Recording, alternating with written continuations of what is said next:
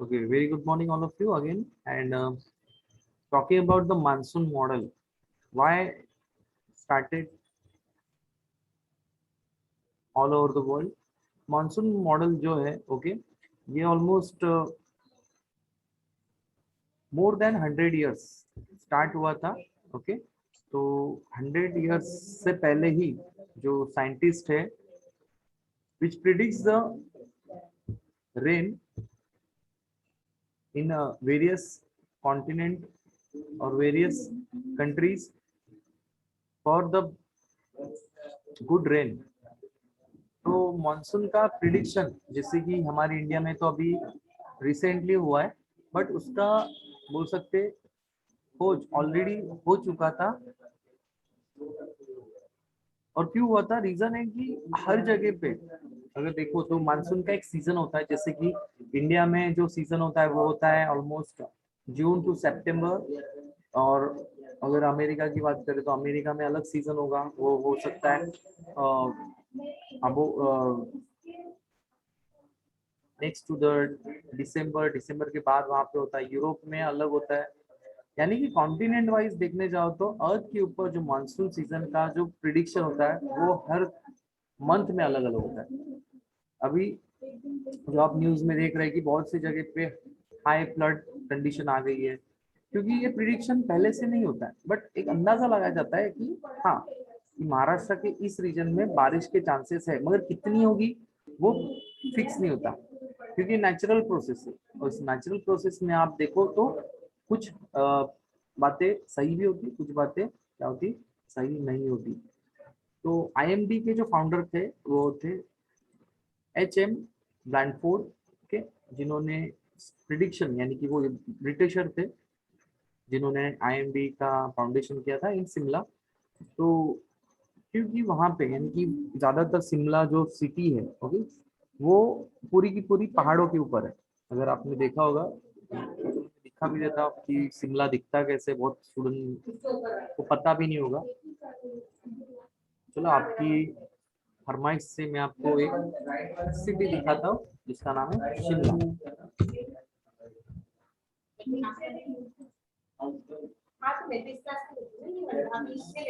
तो सी, ओके, ये शिमला सिटी है।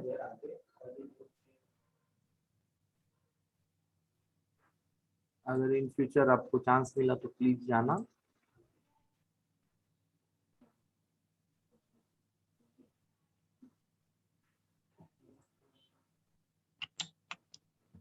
मुझे थोड़ा टाइम ले रहा। Okay, so as you can see the city is located on mountains. The mountain ranges are Himalayas. Himalaya की रेंजेस में ये बसा हुआ एक बहुत बोल सकते ब्यूटीफुल सिटी है शिमला। और यहीं पे एक आईएमडी सेंटर था पहले, अभी तो नहीं है, क्योंकि यहाँ पे इन्होंने लोकेट करने का कुछ अलग अलग रीजन हो सकते, जोग्राफिकल हो सकते, कुछ अलग हो सकते। तो हम लोग को इतने डीप में जाने की जरूरत नहीं है, सिर्फ इतना समझना है कि यहाँ पे इस शिमला सिटी में इन्होंने फर्स्ट जो फाउंडेशन किया था about the IMD, Indian meteorology department. अब देख सकते हो यहाँ पे जो फेमस जो टूरिस्ट प्लेस है, it is a Shimla church. Then यहाँ से ऊपर से अगर देखो तो ये कुछ ऐसा दिखेगा।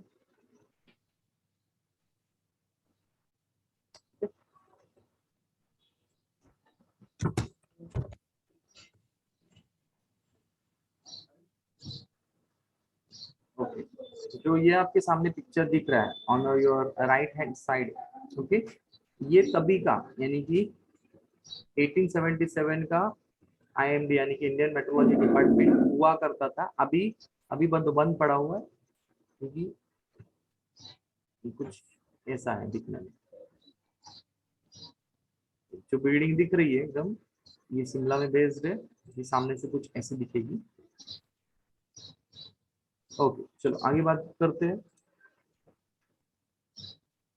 यहाँ पे इन लोगों ने प्रिडिक्शन के कुछ चांसेस बताए गए कि predictions for the first time taking snowfall. यहाँ पे इनका प्रिडिक्शन किस पे था? तो बारिश के साथ साथ स्नोफॉल पे था, क्योंकि शिमला में ज्यादातर जो एरिया होता है वहाँ पे स्नोफॉल होता है, और कुछ टाइम के बाद यानी टेम्परेचर में अगर चेंजेस हुए तो the snowfall converted into the rain. तो पैरामीटर्स फॉर द स्नोफॉल यहाँ पे बताया गया है। और यहाँ पे इन लोगों ने बताया आफ्टर द 1877 यानी 1930 में इन लोगों के जो बोल सकते जो सेकंड डायरेक्टर थे यानी कि मैन जो इस आईएमडी को चलाते थे, उनका नाम था सर गिलबर्ट वॉकर। एचएम ब्लैंडफोर्ड तो फाउंडर थे, बट इसके बाद जो कोई आए होंगे उनके बाद यानी उनके डेथ के बाद भी हो सकता है, वो थे सर गिलबर्ट वॉकर। इन्होंने जो बात की है कि they underline the relationship between the various world wide climatic factor, यानी कि क्लाइमेट से रिलेटेड जितनी भी चीजें हैं इनके ऊपर उन्होंने बहुत सा रिसर्च किया। किसने? तो गिलबर्ट वॉकर। सुन किसी का तो भी माइक ऑन है।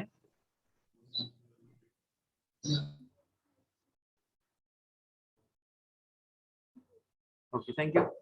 सो गिलबर्ट वॉकर ने क्या किया है, तो पूरे वर्ल्ड का जो अलग अलग फैक्टर्स होते हैं रिलेटेड विद द मानसून, वो सभी के सभी उन्होंने रिसर्च किए। देन इंडियन मानसून के बारे में भी उन्होंने क्या किया, बहुत से ऑब्जर्वेशंस रिकॉर्ड किए।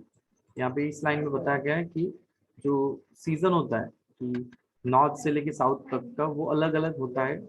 हर सीजन में हर मंथ में अलग आपको दिखेगा।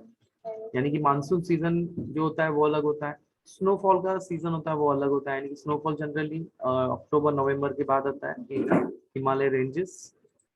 With the initiative of the doctor Vasantrao Gowariker, ये थर्ड बोल सकते मैनेजिंग डायरेक्टर थे वहाँ के। डायरेक्टर यानी कि जो उस आईएमडी को चलाता होगा उस टाइम पे, यानी कि 1990 की बात चल रही है यहाँ पे, अभी की बात नहीं है। आज से अभी तक 30 इयर्स बोल सकते, 30 इयर्स बैक की बात करें तो यहाँ पे doctor Vasantrao Gowariker third director है। इन्होंने कुछ अलग बातें बताई थी। They predict on the basis of monsoon model based on the 16 world wide climatic factor, कि जो 16th वर्ल्ड वाइड फैक्टर था climatic, and this model was used from 1990 to 2002, यानी अभी तक इसको यूज किया जा रहा है। जो डॉक्टर वसंतराव गोवारिकर ने मानसून के जो प्रिडिक्शन किए थे ऑन सम क्लाइमेटिक फैक्टर, इसके बेस पे इन्होंने क्या किया था, जो भी प्रिडिक्शन किए थे, जो ऑब्जर्वेशन किए थे, इन्होंने जो रिसर्च में लाए थे वो वर्ल्ड वाइड एक्सेप्टेड थे। डॉक्टर वसंतराव गोवारिकर कोई महाराष्ट्रियन होंगे, बट वो वहाँ के डायरेक्टर थे उस जमाने के 1990 के। भी होंगे नहीं होंगे पता नहीं। यहाँ पे तीन अलग अलग क्लाइमेटिक फैक्टर में से इन लोगों ने जो प्रिडिक्शन किया था वो स्टडी रिलेटेड था, यानी स्टडी करने जैसा था। और वो स्टडी की किस किस बेस पे था, तो मैथमेटिकल था, सेकंड था होलिस्टिक, एंड थर्ड था स्टेटिस्टिकल। अभी मैथमेटिकल यानी कि मैथ्स का वहाँ पे ज्यादातर यूज होता है, बट वो मैथ्स यानी कि मैनुअल जो मैथ्स हम लोग जो करते हैं मैथमेटिक्स में, उससे थोड़ा अलग है। ये मैथ्स ज्यादातर क्लाइमेट रिलेटेड चीजों को जज करने में, उसको कैलकुलेट करने में हेल्प करता है। होलिस्टिक ऐसा होता है प्रिडिक्शन जो ज्यादातर दूसरे अलग अलग फैक्टर्स के ऊपर बेस्ड होता है, इंटरडिपेंडेंट होता है।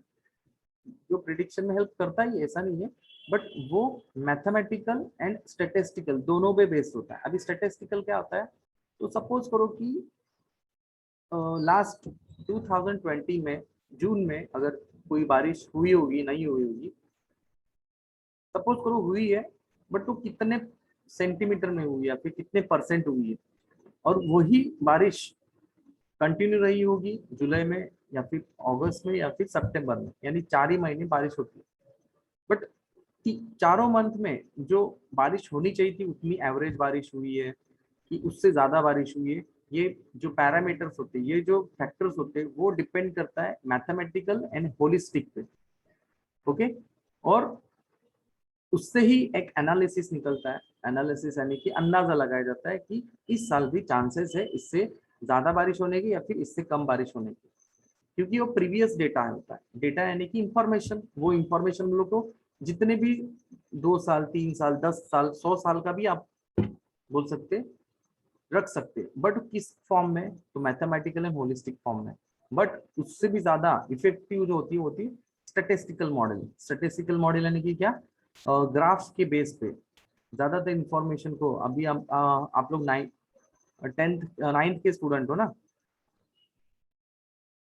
हो कि नहीं? तो नाइन्थ में आपको ग्राफ रीडिंग, ग्राफ प्लॉटिंग आपको समझाया जाता है।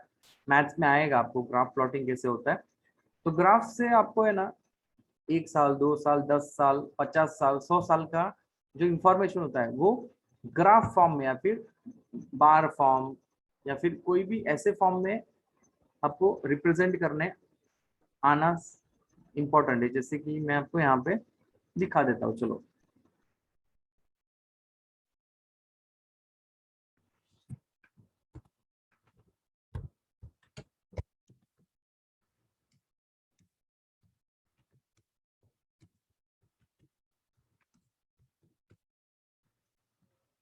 मैंने यहाँ पे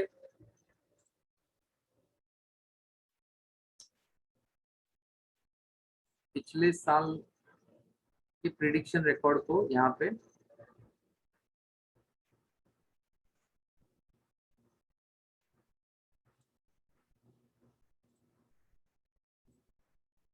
लुक एट द, तो यहाँ पे देखो कि मानसून फोरकास्ट थी, यानी कि ये है 2013 से लेके 2018 का।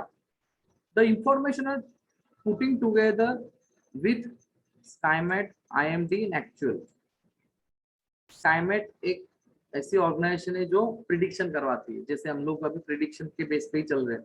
बट ये मॉडल जो है वो है स्टैटिस्टिकल मॉडल, ये स्टैटिस्टिकल मॉडल है। ओके, और ये जो है based information long period average, LPA जिसको बोलते हैं, average rainfall between the 1951 to 2001, इसके बेस पे है, जिसका एवरेज वैल्यू था 89 सेंटीमीटर। बोलेंगे सर 89 सेंटीमीटर इतना ही बारिश होता है? तो मैं ये बताना चाहता हूँ कि बारिश को जो मेजर किया जाता है, ओके, ये इंस्ट्रूमेंट होता है, रेन गेज बोलते हैं उसको, रेन गेज। उस रेन गेज में क्या होता है कि जितना वाटर बारिश का, उस वो अगर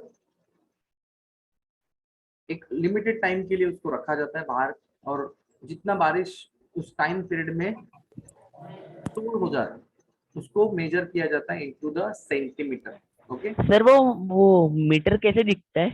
मैं दिखाता हूँ उसको, दिखाता। तो यहाँ पे आपको मैं स्टेटिस्टिकल जो इंफॉर्मेशन है अबाउट द मॉनसून फोरकास्टिंग तो दिखा देना चाहता हूँ। तो ये जो येलो कलर का है ये स्काईमेट का प्रिडिक्शन है। सेकंड जो ब्लू वाला है वो IMD का है, और जो बारिश हुई होगी वो एक्चुअल रिपोर्ट है। वो इंफॉर्मेशन मैथमेटिकल थी, बाद में होलिस्टिक हुई, और बाद में उसको ग्राफिकल यानी कि देखने के तो ग्राफ फॉर्म में रखा गया, उसको बोलते हैं स्टैटिस्टिकल मॉडल। तो ये है स्टैटिस्टिकल मॉडल। तो यहाँ पे 2013 में देखो कि स्काईमेट का प्रिडिक्शन बहुत अच्छा था, IMD का प्रिडिक्शन थोड़ा कम था। और IMD के प्रिडिक्शन के हिसाब से कितना बारिश होना चाहिए था, तो 95 से लेके 100 सेंटीमीटर तक बारिश होना चाहिए था, पर बारिश कितनी हुई एक्चुअली? तो ऑलमोस्ट 103 सेंटीमीटर, यानी ज्यादा हुई है। बट एक्चुअली में कितनी हुई थी? ऑलमोस्ट 105। वैसे ही 2014 सबसे कम बारिश हुई थी। देन उससे भी कम बारिश हुई थी 2015 में। 2015 में सबसे कम बारिश मेजर की गई है। देखो ये जो स्काई ब्लू जो है ये एक्चुअल बारिश जो 85 सेंटीमीटर, यानी 89, तो उससे भी नीचे है।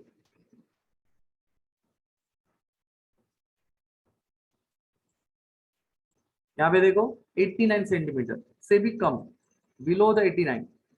बाद में बारिश बढ़ने लगी, वो 100 तक चली गई थी, बाद में 95 हुई, बाद में 92 से आसपास हुई।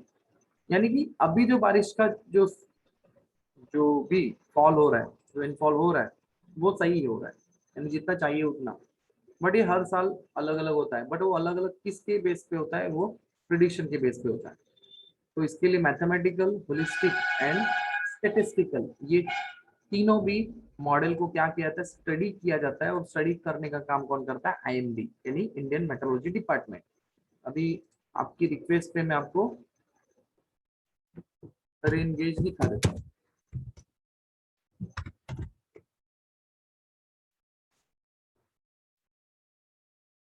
तो यहाँ पे आपको एक इंस्ट्रूमेंट दिख रहा होगा, ये वाला। अच्छा, तो ये जो रेन गेज होता है तो कुछ ऐसा ग्लास से बना होता है। ओके, इसके ऊपर ऐसी लाइन होती है जो सेंटीमीटर में होती है।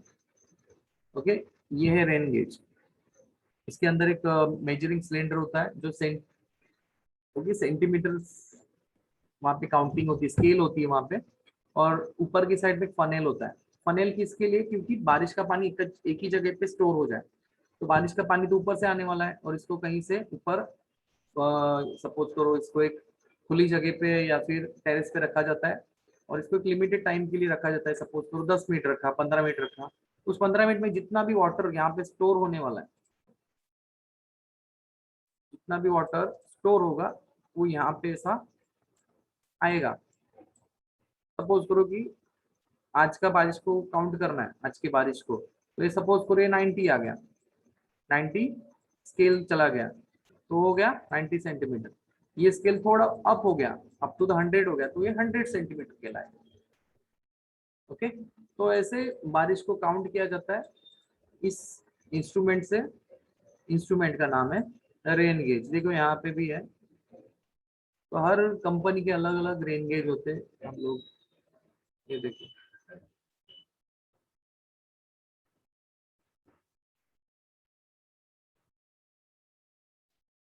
ओके, तो आपको और इंफॉर्मेशन चाहिए तो इसके ऊपर आप ढूंढ सकते हैं। Now talking about the solid and waste management, कि क्या होता है सॉलिड एंड वेस्ट मैनेजमेंट। अभी सॉलिड यानी कि क्या, जो हम लोग उसको देख सकते हैं, उसको फील कर सकते हैं, ऐसा मटेरियल जो जल्दी डिकम्पोज नहीं हो सकता। उसमें अलग अलग वेस्ट आ सकते हैं, उसमें मेटल के वेस्ट आ सकते हैं, उसमें ग्लास, प्लास्टिक, ये सभी चीजें आ सकती है। बट वेस्ट रिलीज कहाँ से होता है, यानी बाहर कहाँ से आता है? तो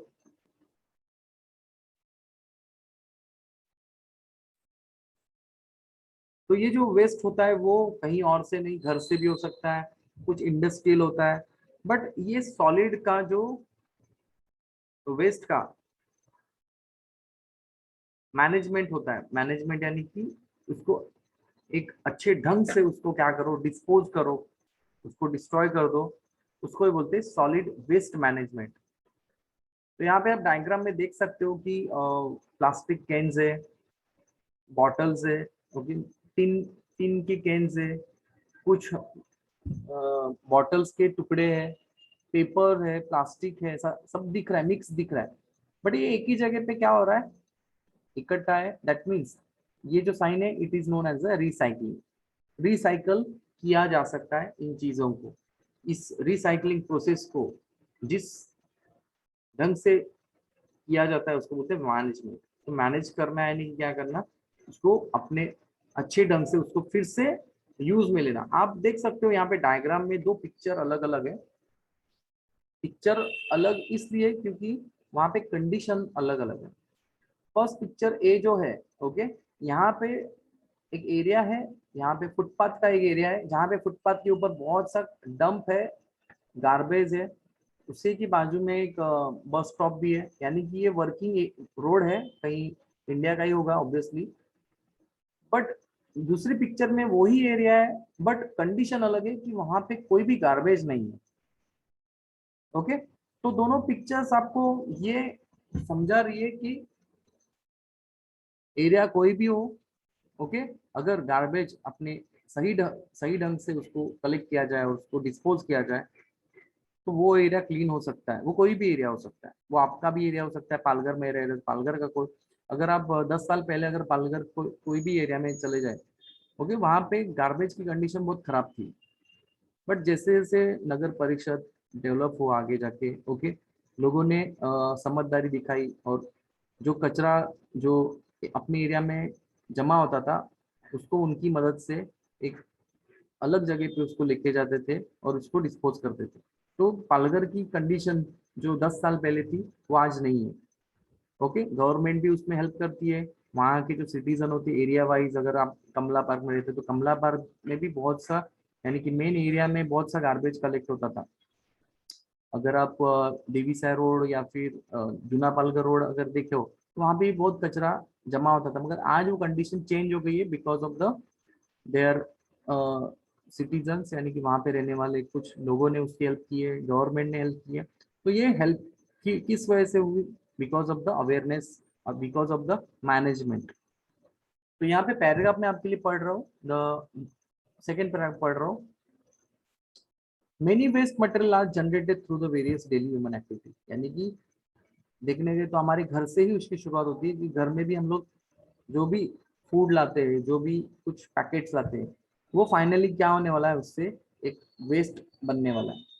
बट उसका सही ढंग से इस्तेमाल करके उसको क्या किया जाता है, उसको डिस्पोज किया जा सकता है, उसको जलाया जा सकता है, उसको कहीं एक ऐसे डंपिंग ग्राउंड में डाल सकते हैं जहाँ पे वो सही ढंग से क्या कर सकते हैं, इसको डिस्पोज कर सके। तो जो मटेरियल घर में जमा होता है, okay, because of the human activity, यानी कि हम लोगों से, it is known as the solid waste.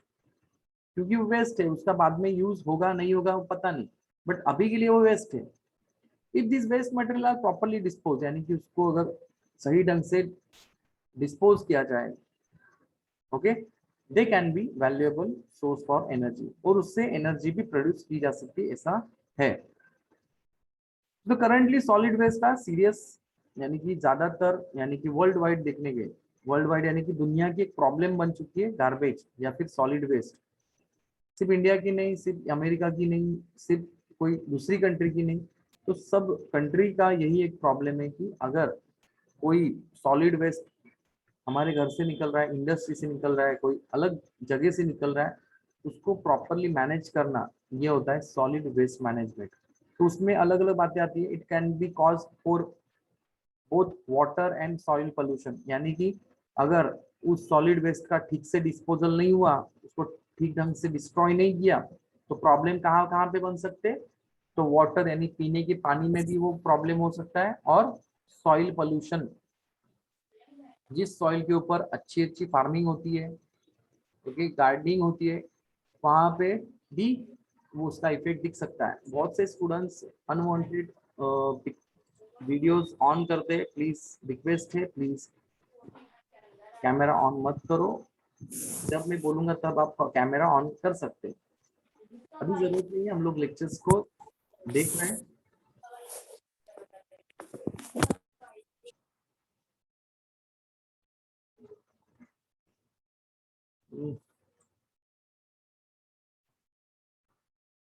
Okay, so this solid waste can be a serious problem from the point of view of economic growth. अभी economic growth यानी कि क्या? तो जहाँ पे जिस शहर की, यानी कि वो शहर बहुत अमीर है, वो शहर बहुत हाईली डेवलप्ड है, वहाँ पे उसमें प्रॉब्लम आ सकता है। यानी कि अगर आप बात करें हमारी डेवलपिंग कंट्री जैसे कि इंडिया है, इंडिया के बहुत से शहरों में भी डेवलपमेंट हो चुकी है, वहाँ की सिटीज इतनी क्लीन है कि आप इमेजिन नहीं कर सकती। बट कुछ ऐसे सिटीज भी है जहाँ पे आज भी बहुत प्रॉब्लम फेस करना पड़ रहा है। मगर आप बोलेंगे सर तो फॉरेन कंट्री में बहुत अच्छा कंडीशन होगा, तो हाँ है। बट कुछ कंट्रीज में ऐसी भी हाल है कि जहाँ पे because of the unawareness about the solid waste management, वहां पे भी इंडिया जैसी कंडीशन है। तो इंडिया को हम लोग बोल नहीं सकते कि ऐसा वहां पे प्रॉब्लम हो रहा है।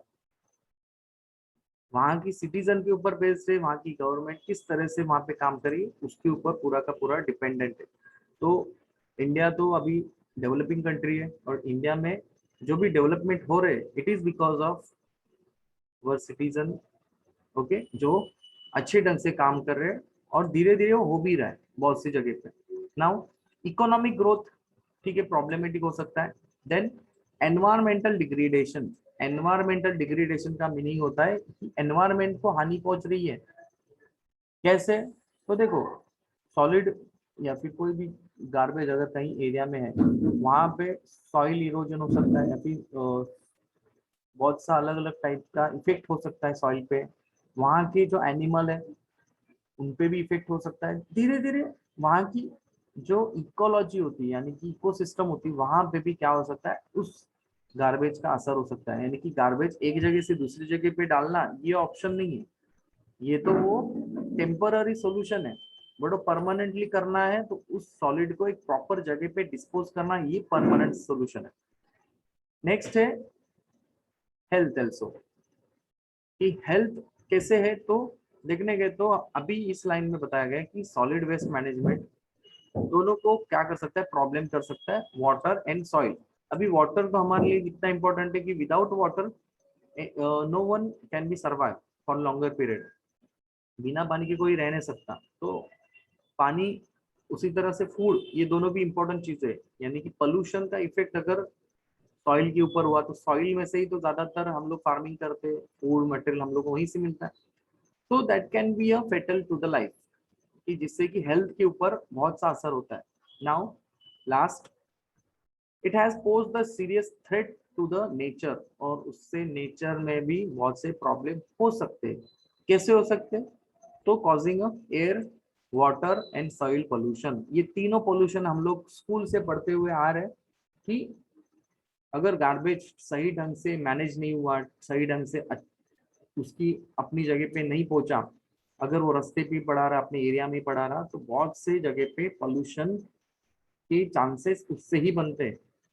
तो एयर में भी पोल्यूशन हो सकता है, यानी कि सांस लेने में तकलीफ होना, बहुत सी अलग अलग डिसीज हम लोग को फेस करनी पड़ सकती है। वाटर, यानी कि वाटर का पोल्यूशन, गंदा पानी अगर वो अच्छे पानी से मिक्स हो रहा है तो वो भी एक टाइप का पोल्यूशन है। And soil pollution, soil pollution में अलग अलग टाइप के केमिकल फर्टिलाइजर्स आते हैं, अलग अलग टाइप के केमिकल्स जो सॉइल की फर्टिलिटी वैल्यू को कम कर सकते हैं। तो it can be a bad for the our life.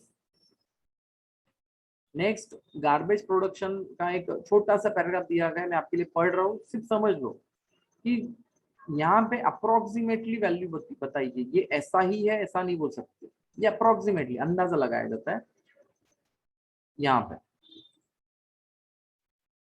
Okay, तो यहाँ पे बताया गया है कि ऑलमोस्ट मुंबई जो सिटी है वहां पे से पर डे देखने गए तो इतना टन गार्बेज निकलता है, 5,000 टन। उससे कंपेयर में कम किया जाए तो पुणे सिटी में, नागपुर सिटी में 900 टन। तो ये अंदाजा है, ये होगा भी ऐसा मान के नहीं चल सकते। इससे कम भी हो सकता है, इससे ज्यादा हो, मगर मुंबई सिटी हो, पुणे सिटी हो, नागपुर सिटी हो, ये महाराष्ट्र की मेजर सिटीज में से है। वहां पे इतना गार्बेज हर डे बनता है, उसको प्रोसेस भी किया जा सकता है और होता भी होगा। नाउ ऑलमोस्ट जो एक डे इन लोगों ने बताया गया है कि 26 जुलाई 2005 सीरियस फ्लडी कैलामिटी। फ्लड कैलामिटी यानी कि क्या? तो जहाँ पे बाढ़ आई थी 2005 वाली, जो बाढ़ है आज तक की सबसे डेंजर बाढ़ों में से एक है, जो मुंबई में आई थी। क्यों आई थी उसका रीजन आज बताया जाता है कि इनप्रॉपर सॉलिड मैनेजमेंट, कि गार्बेज ठीक ढंग से नहीं डाला गया था, जिसकी वजह से जो सीवेज होता है, यानी कि क्या, जो गटर का पानी होता है, गटर का जो लाइन होता है, वो ब्लॉकेज हो गए थे।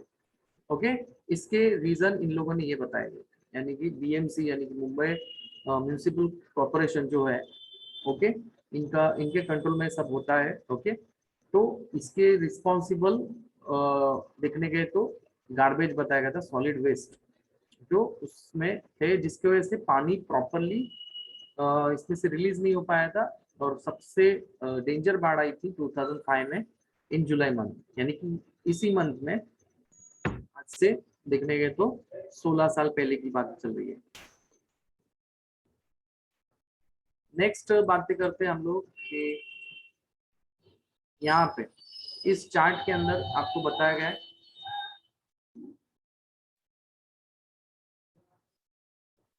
इस चार्ट में एक आपको अलग अलग टाइप के सॉलिड वेस्ट के बारे में बताया गया है कि सॉलिड वेस्ट किस किस फॉर्म में आता है। तो अलग अलग फॉर्म्स होते हैं उसकी, बट होता तो गार्बेज ही है, बट उसके जो ऑकरेंस है या फिर जहाँ से मिलता है वो अलग अलग है। जैसे कि डोमेस्टिक यानी घर का जो कूड़ा होता है उसको डोमेस्टिक वेस्ट बोलते हैं। उसमें क्या क्या आ सकता है? तो उसमें आ सकता है paper, food, plastic paper, plastic bags, okay, and vegetables, जो हम लोग वेजिटेबल्स घर पे लाते हैं उसको कट करने वाला हम लोग फेंक देते हैं, fruits, skin and dead skin हमारी हो सकती है, देन ग्लास, शीट मेटल्स, ये कॉमन जो हमारे घर में मिलने वाली चीजें है उसको डोमेस्टिक वेस्ट बोलते हैं। इंडस्ट्रीज, तो इंडस्ट्री में मिलने वाला जो वेस्ट है वो होता है जनरली केमिकल्स, क्योंकि इंडस्ट्री यानी कंपनीज या फैक्ट्रीज में जो मिलने वाला जो वेस्ट होता है वो होता है केमिकल। पिगमेंट्स यानी कि कलर्स, स्लज, ऐश यानी राख, मेटल के टुकड़े, ये सभी के सभी इंडस्ट्रियल वेस्ट में आते हैं। उसी तरह से हजार्डस यानी कि जिससे कि नुकसान हो सकता है, जान का भी और सबका है, उसमें आता है chemicals, radioactive material, explosive, infectious material, ये सभी की सभी चीजें हजार्डस यानी कि जानलेवा केमिकल में से आ सकता है। फार्म रिलेटेड जो वेस्ट होता है, रेडियो एक्टिव मटेरियल क्या आता है? कौन सा रेडियो एक्टिव मटेरियल। हाँ, रेडियो एक्टिव एलिमेंट्स में अगर बात करने जाए तो जहाँ पे न्यूक्लियर पावर स्टेशन है, सपोज करो न्यूक्लियर पावर स्टेशन, जैसे कि हमारा टैप्स रीजन है, तारापुर एटॉमिक रिसर्च सेंटर, वहाँ पे अलग अलग टाइप की जो रेडियो एक्टिव एलिमेंट्स से इलेक्ट्रिसिटी जनरेट की जाती है। ओके, उसमें थोरियम आता है, ओके, उसमें थ्रोम्बियम, अलग अलग टाइप के रेडियो एक्टिव एलिमेंट्स को यूज करके, बट वो कहीं ना कहीं तो बच जाता होगा, लेफ्ट ओवर बोलते हैं उसको, और उसको प्रॉपरली अगर डिस्पोज न किया जाए तो हो जाता है एक hazardous waste. Okay, then farm related, farm यानी गार्डन करने या फिर फार्मिंग की में जो बच जाता है वो होता है flower, branches, leaves, crop residue. Crop residue क्या होता है, तो जो जो लेफ्ट ओवर बच जाता है, सपोज करो कि मैं गेहूं की खेती कर रहा हूँ या फिर राइस की खेती, हम लोग उसके सीड्स को सेपरेट आउट करते हैं, पूरे प्लांट को हम लोग लेते हैं क्या, तो वो जो बचा हुआ प्लांट होता है ना, सूखा हुआ हो सकता है, कुछ भी हो सकता है, उसको बोलते हैं क्रॉप रेसिड्यू। उसमें स्ट्रॉ, एनिमल यूरिन, डंग यानी कि गोबर बोलते हैं उसको, pesticide, remains of chemicals and fertiliser, इसमें भी ज्यादातर केमिकल बच जाता है जो एक तो सॉइल के अंदर जा सकता है या फिर पानी से वो अच्छे पानी में मिक्स हो सकता है, तो that can be a fatal to the life also. Next है, नेक्स्ट लेक्चर का टाइम हो। हाँ Manisha madam, thank you for informing us. Okay, यहाँ पे हम लोग लेक्चर को एंड कर रहे हैं और आपको बता देना चाहता हूँ, please read the whole lesson. Okay, ये बहुत इंपॉर्टेंट लेसन है, ज्यादातर क्वेश्चन आ सकते हैं for next exam. Unit test के लिए हमारे पास 2 ही चैप्टर है, चैप्टर नंबर 6 एंड 7 ना, उसके लिए प्रिपरेशन करो। तो डाउट्स होंगे you can ask me in lecture और on my personal WhatsApp number, आप डायरेक्टली आप क्वेश्चन को डाल सकते हैं, मैं आपको टाइम हिसाब के आपको मैं उसके सॉल्यूशन देते रहूंगा। ओके, तो यहाँ पे हम लोग एंड करें सेशन को। Thank you for attending lecture, take care students, bye bye bye sir. Bye. Bye sir.